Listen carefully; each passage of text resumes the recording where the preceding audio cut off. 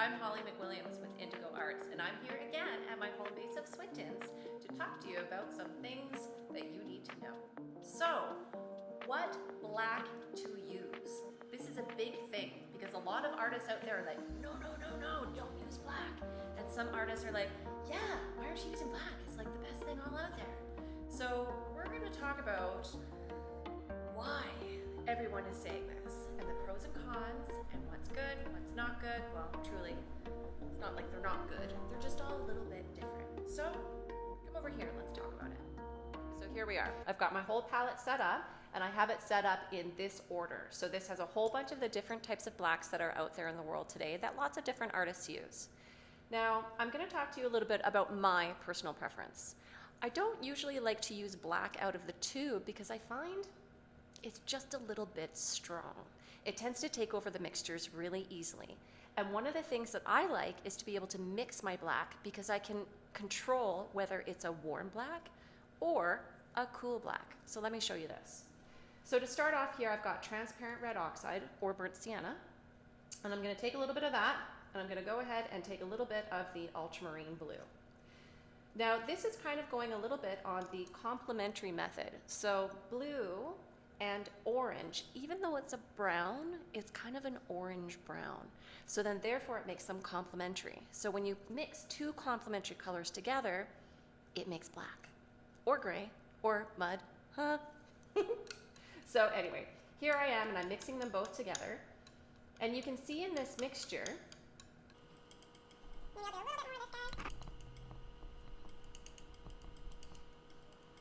it makes a pretty great flat black. But depending on what I'm doing, and it's hard to tell the tint of blacks. So what I'm going to do right here is I'm going to add a little bit of white, and depending on the type of gray that you get, you'll be able to tell, is it a warm black or is it a cool black?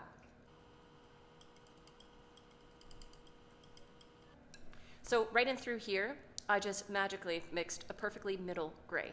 So that means that this right here with the perfect amount of that and the perfect amount of that, the ratios, I don't know, you kind of have to guess a little bit.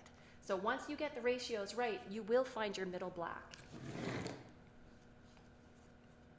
So that's the two mixed together.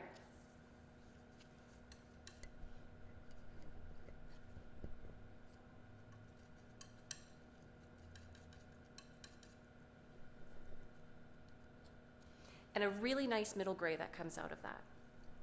Depending on what I'm mixing though, I might want to have a warm black. Now warm black would work really well in certain areas of the painting that are already warm tinted. So in this case, what I'm going to do is take this mixture, but now add a little bit more of the burnt sienna to it. Now, there is no way to measure mixing paint, and that's why it's so hard when you're learning color theory, because it's not like baking a cake. You can't do 2 cups of this to 1 cup of that. What you have to do is visually be able to gauge the measurement of how much paint you're mixing. That's why I'm picking up from here and moving it down here, because I can see how much paint I'm grabbing on my knife and kind of guessing, hey, I've got a little bit more brown in this, so I'm hoping it's going to be a warm brown. By warm brown, I mean warm black. Whoops. So you can see it still looks quite black. I'm going to put this over here. But when I add white to it,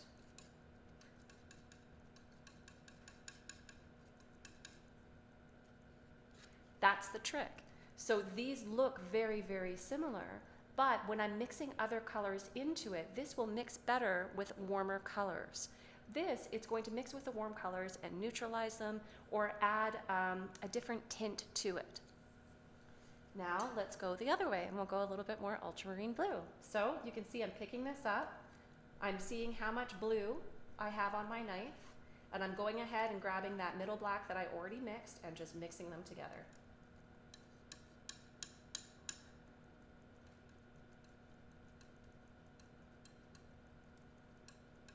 Now once I have that mixed together, you can see in through here, they still kind of all look black. But once again, it's when you come into the grays that you really start to notice a difference.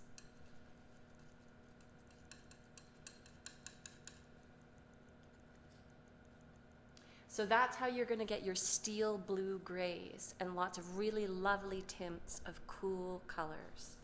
So burnt sienna and ultramarine gives you a huge variety of tinting strength.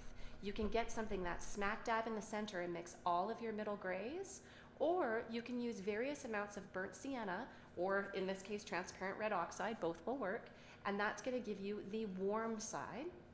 Or you can have more ultramarine blue and that will give you the cool side. And so I find out of these two colors, it's just a really versatile way to be able to understand all of your gray tones and all of your blacks. And they're really easy to work with. They're really easy to add to other colors. They don't tend to dominate or take over the mixture, so it works really well. Let's go into our next victim, Ivory Black. Dun dun dun, Ivory Black. What's the point about this? What's this guy all about? So Ivory Black, actually, for those of you vegans out there, you might have a problem with this, because Ivory Black is made from charred or burnt animal bones. Dun dun dun. So let's have a look at what tint this is. You can see here directly out of the tube. Once again, it just looks black. It's very, very similar to these ones. But when I add white to it,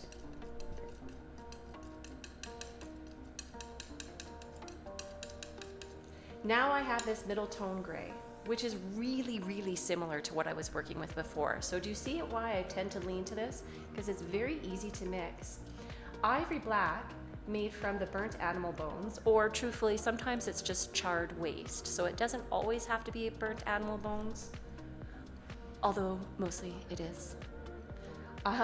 So Ivory Black, it's an opaque black. It tends to dry a little bit more matte, and the tinting strength is kind of, well, it's stronger than all of these, but compared to some of these other ones here, it's not going to be as strong as a black. And let me tell you, this is one of the major reasons why people or artists don't use black while painting. Black pigment is so strong. It's nuclear. When you put it even the tiniest little speck into paint, it can really easily contaminate that paint. And it's like, move over, Sally, I'm coming through. Takes over that mixture. And sometimes you don't want that. It makes it look super dull and dirty, right? So as long as you're using small amounts and learn how to control black in the tube, it's kind of okay. Now, also, when you're using black in the tube though, you want to think about what color is it more biased to? What color does it lean towards? And that's what I was talking about here. So this mixture leans towards blue. This mixture leans towards more of the warm tints. The Ivory Black in through here, it's kind of your middle strength, you know, like that looks like that's a pretty good neutral gray, middle black. So let's move on to the next one. Next runner up, Mars Black. This isn't your everyday Jupiter Black, it's Mars Black. I don't know where I was going with that. I don't know. It was funny in my head. Anyway, Mars Black. Mars Black is made from iron. So when we're doing this in our mixtures, Mars Black, out of most of the blacks here you're gonna find, is super duper duper strong. So you know how I was saying before that when you're using black in mixtures, you have to be careful with how much you're adding. You have to be really careful with how much you're adding with this Mars Black because it is so nuclear strong. Once again, if you look at it, all of these blacks seem very, very similar. But it's not until you add a little bit of white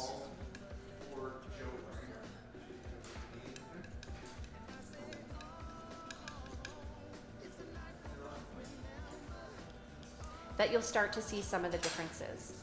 Now, this is a little bit more, like, it does look slightly different than these ones over here. It's very, very similar to your Ivory Black, so it is kind of a middle tone gray. I would say that some of these though may lean, especially this one, I'm seeing a little bit more blue in it right now compared to that. It's such a subtle tint, but that's something that's good to know. So when you're using that for mixtures, if you're using a lot of warm colors, that little subtle blue tint is going to affect your mixture a tiny bit. So moving right along, we're gonna go into our Chroma Black. And this one's really exciting. This one's new on the market right now. And what the Chroma Black means is that it's using the complementary method, just like what I was talking about with the burnt sienna and ultramarine blue. Only they've chose some different colors. So this is your phthalo green with your quinacridone red that are already pre-mixed together to make the Chroma Black. Now, phthalos and quinacridones, if you've taken my color theory course, you'll have an idea of what I call these types of pigments. They all fall into a category of paint that I like to call the New Age paint. They're man-made paints, but most importantly, they're made from almost like a crystal base. There's something that's a grown crystal. So if you think about that, they tend to be a little bit more transparent in nature. Transparent, but also very, very strong pigmentation, so they can get some really, really intense colors out of it. So this Chroma Black, you've named it, is transparent. This is opaque. The Mars Black is also opaque, Mars Black being a little bit stronger than the Ivory Black, and the Chromatic Black is your transparent. Once again, they all look kind of similar. Sometimes how you can tell with black is when it dries, a lot of blacks tend to get a little bit more matte, whereas some other blacks tend to get quite, they'll have a little bit of gloss still.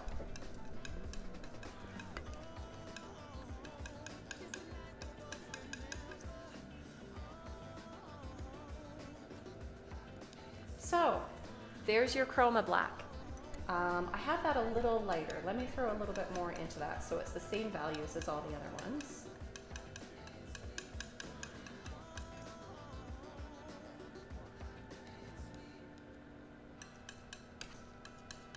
So once again, they're similar. They're very, very similar.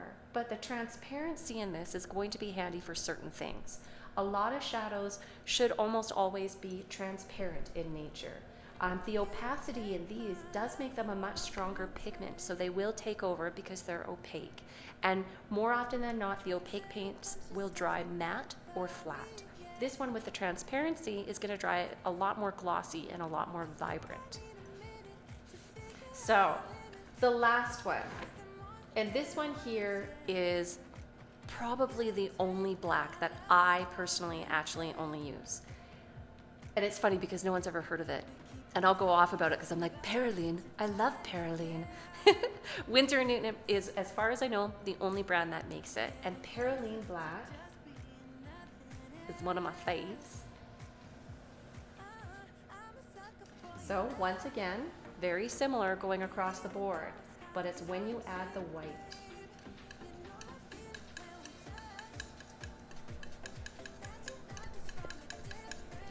This is when you're going to really notice a difference. This one definitely has a very green bias towards it. I love that about it. I can totally use that in a lot of my mixtures and a lot of my different paintings. And I feel like this color really works with the color palette that I prefer to use. This could really throw some people off though, so it's really important to know what black you're using and why. This Perylene Black is also kind of a semi-transparent paint. So it's right in between the opacity of this, and it's not as transparent as that. So it sort of sits the middle ground. When it dries, I also notice that it does tend to dry quite matte and very flat. But here you go. You can see that really, besides the tinting strength in through here and what they're made of, they're all somewhat similar. But it's just important to know that when you're mixing it with your other colors, that's when the black from the tube can get a little tricky. And that's why most people prefer to mix their own blacks. And also, as an artist, you're in complete control of how much color you're adding to your mixture. So it's much, much easier to just mix it on the fly and have a blue black or have a brown black or a warm black or a cool black. It all kind of boils down to be something that you can really, really, really play with. So, what about the black? That's all that. That was really cheesy. Oh my God.